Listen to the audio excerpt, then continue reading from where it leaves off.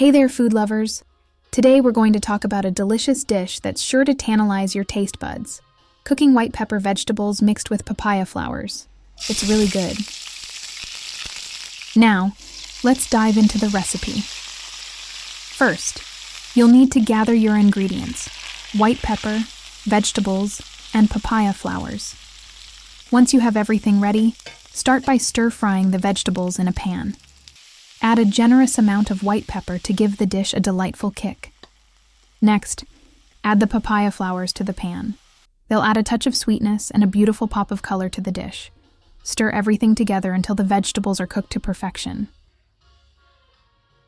And there you have it, a mouth-watering dish that's perfect for any occasion. Thanks for joining me today, and if you enjoyed this recipe, don't forget to like, share, and wait for more delicious dishes. Until next time, happy cooking!